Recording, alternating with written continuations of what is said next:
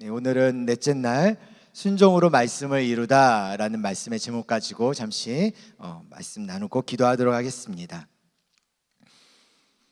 기독교에서 가장 중요한 문제가 구원에 대한 것은 아닐까라는 생각을 해봅니다. 구원에 관한 문제들로 인해서 잘못된 구원론들이 만들어져 가고 있고 또 이단도 참 많다라는 생각이 되어져요. 그러다 보니까 구원에 대한 믿음과 또 그런 이해, 올바른 태도가 참 필요하다라는 생각을 자주 하게 되어집니다. 예전에 제가 그런 생각을 좀 해봤습니다. 주님, 저를 좀 구해 주십시오. 주님, 저를 구원해 주십시오.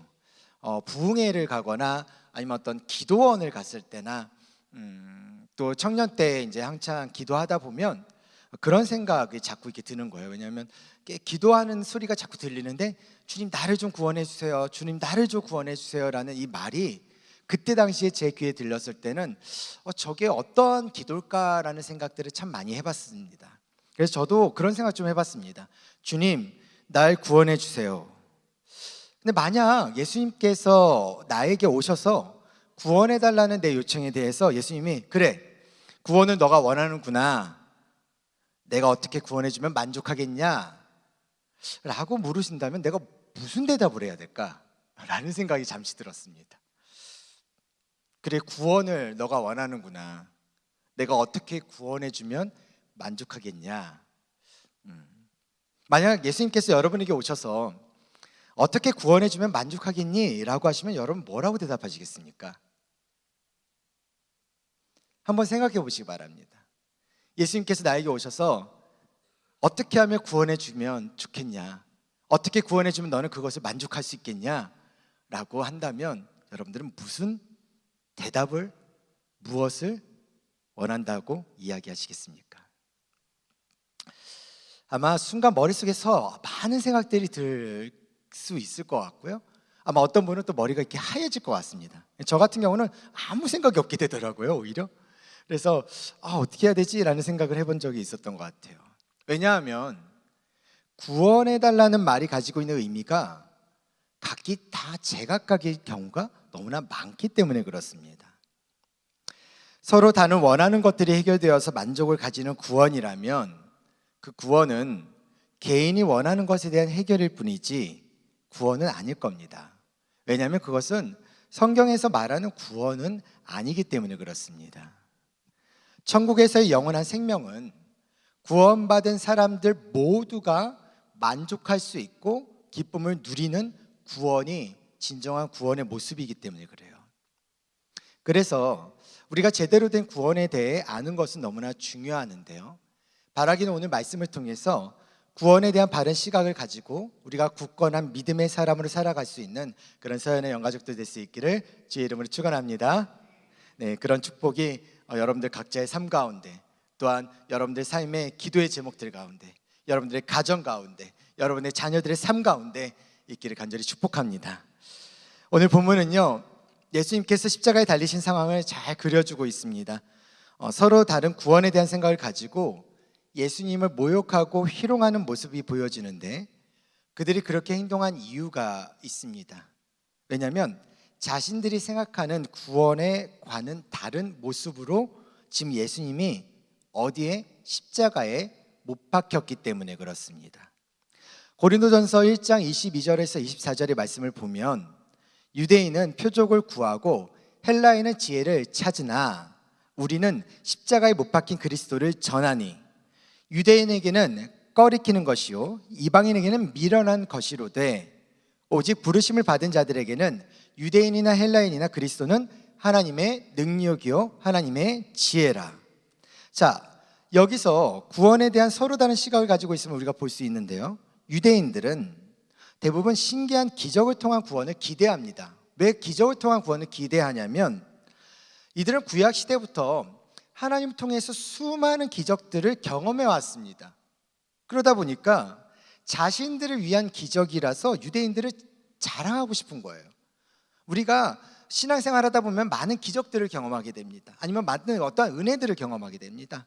그러다 보니까 마치 기적을 경험해야지만 내가 구원받은 것에 대한 타이틀을 가진 것처럼 그렇게 착각하게 된 것이 바로 이 유대인들의 모습들이라는 거죠. 이런 신령한 기적들을 경험케 하시는 분이 우리들이 믿는 하나님이다라는 생각을 가지고 있기 때문에 구원받은 자라면 반드시 기적이 일어나는 것이라고 생각을 한다라는 것입니다. 반면에 헬라인들은요, 유대인들이 기대하는 기적은 배제하고요, 온전히 깨달음을 얻기 위해 공부하고 자기를 비워서 경지에 이르도록 어떤 선행과 아니면 절제의 삶을 살아가는 것을 통해서 구원을 기대합니다. 자아의 실현, 성취와 만족이 구원이라고 보고 있는 것이죠. 이처럼 구원에 대한 다른 시각, 서로 다른 시각은요, 오늘 본문 십자가에서 반응하는 사람들로만 봐도 알 수가 있습니다. 29절에 지나가는 자들이 등장하고요, 31절에 대제사장들과 서기관들, 이 두 부류가 등장합니다. 지나가는 자들은 뭐라고 얘기하죠? 예수님이 십자가에서 내려와서 스스로 구원할 수 있다면 헐어진 성전을 3일 만에 짓겠다고 한 말을 믿겠다고 말하고 있습니다. 기적을 이루라는 것이죠. 대제사장과 서기관들은 뭐라고 얘기합니까? 예수님이 타인은 구원해도 자신은 구원할 수 없을 거라고 조롱합니다. 당신이 십자가에서 내려와서 스스로를 구원할 수 있다면 우리는 당신이 이스라엘 왕 그리스도이신 것을 믿겠다라고 말하고 있는 거죠. 구원에 대한 이들의 요구는요, 사실 자신들의 욕망을 채우기 위한 요구 형태일 뿐입니다. 자신들이 원하는 것을 만족해 주는 것이라면, 그것들을 충족할 수 있는 대상이라면 믿겠다는 것이죠. 세상이 원하는 것들, 또한 세상사 내가 살아갔던 삶의 모습 가운데 내 삶 가운데 내가 원하는 것을 해결해 줄 수 있는 대상이라면 나는 믿겠다는 겁니다. 그들은 그것이 진짜 구원을 향한 방법인 것처럼 생각하고 있어요. 자, 그러나 여기서 한마디 정리하자면 구원은요, 유대인이나 헬라인이나 자신이 요구하는 어떠함을 만족시키거나 채우기 위한 것이 결코 아님을 꼭 기억하셨으면 좋겠습니다. 그리고 구원은 이런 유대인이나 헬라인조차도 하나님의 부르심을 받으면, 하나님께서 부르시면 예수 그리스도 통해 비로소 깨닫게 되는 것이 있습니다. 그것이 무엇이냐? 구원은 오직 하나님의 능력이고 하나님의 지혜로부터 시작되는 것이구나. 내가 무엇인가를 하고 내가 무엇인가를 원하는 것으로 인해서 이루어지는 것이 아니라 오직 하나님으로부터, 하나님의 능력으로부터, 하나님의 지혜로부터 이루어진 것이 바로 이 구원이라는 것이구나 라는 것을 깨닫게 된다라는 것입니다. 십자가 앞에서 이들이 요구하는 구원의 본질은요, 이런 말이죠. 왜 굳이 십자가냐라는 거예요. 수치스러운 십자가에서 구원받는다라는 것, 구원한다라는 게 말이 되냐라는 거죠. 유대인들이 기대하는 것처럼 기적을 일으키면 많은 사람이 믿을 텐데 왜 십자가라는 것인 거예요. 대제사장들과 서기관들은 이성적으로 우리와 타협하고 협력하면, 그래서 세력을 확대하고 힘을 비축해서 구원할 수 있는데, 좋은 게 좋은데 왜 굳이 십자가를 선택하냐라는 겁니다. 사실 우리 예수님은요, 하나님의 아들이시기 때문에 십자가에서 내려오셔서 세상을 구원할 수 있는 능력이 있습니다. 그분은 능력이 없어서 십자가를 선택하신 게 아닙니다. 그런데 왜 예수님은 십자가를 구원의 도구로 사용하신 것일까요? 예수님은 조롱하는 이들의 구원에 대한 요구에 어떻게 반응하셨습니까? 예수님은요, 하나님의 말씀을 성취하시기 위해서 십자가를 선택하신 것입니다. 그분은 하나님께서 미리 계획하신 구원을 성취하시는 역할을 감당하시기 위해 이 땅에 오셨습니다. 예수님의 생애는 하나님의 말씀이 이루어지는 것을 사명으로 살아내셨던 순종의 삶이었다는 것이죠. 오늘 본문만 보더라도 하나님께서 말씀하신 것들이 성취되는 내용으로 쭉 기록되어져 있습니다. 자, 볼까요? 구약에서 메시아의 고난에 대해서 묘사하고 있는 본문의 구절이 있는데, 그것이 바로 이사야 53장에서 53장 3절에서 4절입니다. 이것을 보면은요, 오늘 본문의 전체적인 분위기를 파악할 수 있는데, 그는 멸시를 받아 사람들에게 버림받았으며 간고를 많이 겪었으며 질고를 아는 자라. 마치 사람들이 그에게서 얼굴을 가리는 것 같이 멸시를 당하였고 우리도 그를 귀히 여기지 아니하였도다. 그는 실로 우리의 질고를 지고 우리의 슬픔을 당하였거늘 우리는 생각하기를 그는 징벌을 받아 하나님께 맞으며 고난을 당한다 하였노라. 예수님은 십자가를 지고 골고다로 향하시며 말씀을 성취하신 것입니다. 그는 모략을 섞은 포도주를 거부하심으로 인해서 우리가 십자가에서 겪었어야 할 모든 고통을 온전한 정신으로 겪으셨던 것이죠. 24절에서 군인들이 등장합니다. 그들은 예수님을 십자가에 못 박은 후에 제비를 뽑아 예수님의 옷을 나눠 갔죠. 이것은 시편 22편 18절에 나오는 내 겉옷을 나누며 속옷을 제비 뽑나이다라는 말씀을 성취하신 겁니다. 보통 처형당한 죄수의 물품은요, 처형 집행자들에게 주는 것이 관례였기 때문에 그냥 당연히 가져갈 수 있는 것이었습니다. 그런데요, 그것이 보통은 이제 순번대로 가져가는 거죠. 근데 여기에서 지금 어떻게 되죠? 제비를 뽑습니다. 왜요? 대수롭게 여길 수 있는 제비 뽑기일 수도 있지만 이것은 바로 하나님의 말씀의 성취라는 것입니다. 그리고 26절에서 십자가 위에 붙여진 죄패에 유대인한 왕이라고 쓰여졌습니다. 처참하게 죽어가는 자에게 붙여준 유대인의 왕이라는 이 죄패는요, 그를 조롱하기 위한 도구였을 뿐입니다. 그러나 오히려 예수님에게는요, 이것이 자신의 신분이 세상에 드러나는 도구로 쓰인 것이죠. 27절에서 로마에 저항하던 강도가 좌우에 같이 못 박힘으로 예수님도 같은 제목으로 싸잡아 보여진 것이 맞습니다. 오히려 예수님께서는 이러한 행동의 상황들, 이러한 상황들을 하나님의 말씀으로 이루어 가시는데 이사야 53장 12절에 보면 이렇게 쓰여 있습니다. 이는 그가 자기 영혼을 버려 사망에 이르게 하며 범죄자 중 하나로 헤아림을 받았음이니라. 그러나 그가 많은 사람의 죄를 담당하며 범죄자를 위하여 기도하였느니라. 이 말씀을 성취하는 기회를 만드신 것입니다. 29절에서 예수님은 지나가는 자들에게 자기 머리를 흔들며 어떻게 돼요? 모욕을 받죠. 시편 22편 7절에서 8절의 말씀이 이렇게 쓰여 있습니다. 나를 보는 자는 다 나를 비웃으며 입술을 삐죽거리고 머리를 흔들며 말하되 그가 여호와께 의탁하니 구원하실 걸, 그를 기뻐하시니 건지실 걸 하나이다. 이들은 예수님께서 지금 십자가에서 내려와 스스로를 구원할 수 있다면 성전을 3일 만에 짓겠다는 말을 믿겠지만 그럴 수 없다면 그 말씀은 가짜라고 모욕하고 있습니다. 하지만 예수님은 십자가에서 내려오시지 않으셨습니다. 왜요? 누구든지 자기 목숨을 구원하고자 하면 잃을 것이요 누구든지 나와 복음을 위하여 자기 목숨을 잃으면 구원하리라. 하나님 아버지께서 주신 그 사명에 순종하기 위해 그분은 십자가에서 내려오시지 않으셨습니다. 31절에서도 보면은요, 대제사장과 서기관들이 회롱하면서 지금 십자가에서 내려온다면 믿겠다고 말합니다. 당연히 예수님은 이들의 요구대로 십자가에서 내려오심으로 스스로 구원할 수 있음을 증명할 수 있었지만 그렇게 하지 않으십니다. 오히려 십자가에 머물러 죽으심으로 말씀의 성취를 이루심으로 그 순종함으로 나아가셨다는 것이죠. 만일 예수님께서 십자가에서 내려와 스스로를 구원하신다면 다른 사람들을 구원하실 수 없습니다.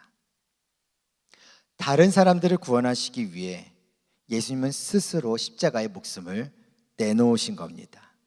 모든 조롱과 비웃음에도 불구하고 십자가에서 내려오지 않으시고 죽음을 받아들이셨습니다.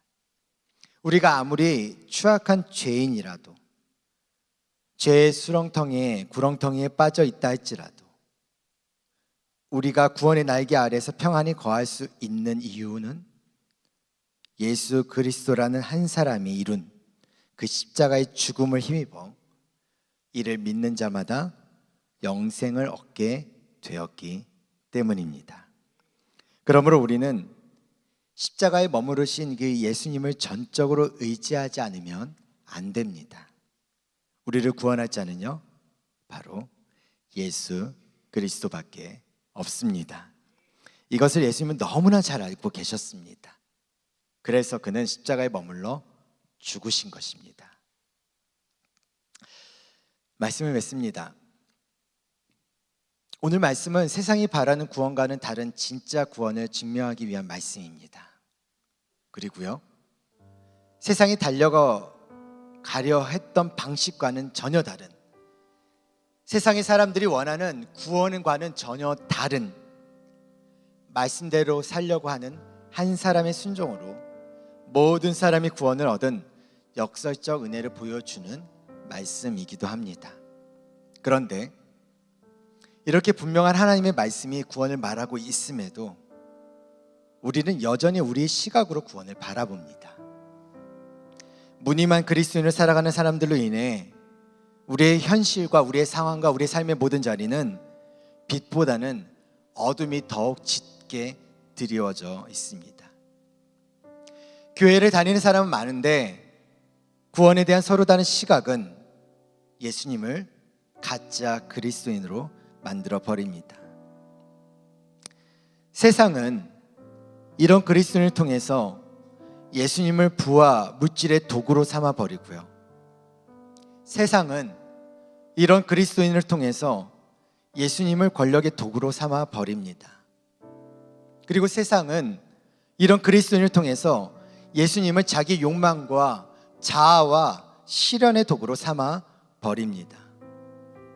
진리의 말씀을 이해할 줄 모르고 말씀대로 순종하며 살아가지 않는 자들로 인해 예수님은 나를 구원할 그리스도가 아닌 내가 믿어주고 섬겨줘야 할 그리스도로 생각하게 만들었습니다. 그러나 예수님은 여전히 순종으로 말씀을 이루신 진짜 그리스도이십니다. 살아계신 하나님의 아들이심을 믿으시기 바랍니다. 여러분이 이 사실을 믿으신다면 삶의 자리에서 말씀에 순종하며 살아가는 우리를 통해 세상 사람들은 진짜 예수 그리스도를 만날 수 있다는 것도 또한 믿으시기를 바랍니다. 우리는 말씀의 통로로 온전히 쓰여질 것입니다. 이것이 예수님의 순종으로 성취하신 그 하나님의 말씀이 오늘 우리에게 주어진 이유이며 성도의 사명인 것입니다. 이 특세의 넷째 날, 우리가 순종의 말씀으로 이루심으로 하나님의 구원의 계획을 성취하신 예수 그리스도께 우리는 오늘도 기도할 것입니다. 예수님처럼 하나님 말씀 앞에 순종하기 위해 기도하는 날이 오늘이어야 되지 않겠습니까? 순종으로 하나님의 말씀을 이루신 그 예수님을 닮아가며 주어진 상황에서 하나님의 말씀을 순종함으로 하나님의 자녀로 굳건히 살아가는 그런 우리 서연의 영가족들 될 수 있기를, 또한 복음의 전달자로 살아갈 수 있기를 주의 이름으로 축원합니다. 우리 서로 이렇게 좀 격려했으면 좋겠는데요. 당신도 말씀에 순종할 수 있습니다. 격려하겠습니다. 당신도 말씀에 순종할 수 있습니다. 또 이렇게 격려했으면 좋겠습니다. 당신 안에 말씀이 있습니다. 격려하겠습니다. 당신 안에 말씀이 있습니다. 여러분들 안에, 우리 안에 말씀이 있으면 우리가 꼭 기억했으면 좋겠습니다. 자, 우리 세 가지 기도 제목 우리 함께 첫 번째부터 같이 읽겠습니다. 시작. 십자가 위에서 순종으로 말씀을 이루신 예수님처럼 삶의 자리에서 말씀에 순종하는 예수 사람으로 살게 하옵소서. 아멘. 두 번째, 내가 원하는 구원에서 벗어나 하나님의 구원 계획에 순종하신 예수 그리스도를 따르는 삶을 살게 하옵소서. 아멘. 세 번째, 울산서연교회가 가짜 예수를 만들어내는 세상 속에서 진짜 예수 그리스도를 증명하는 복음 전달자가 되게 하옵소서. 아멘.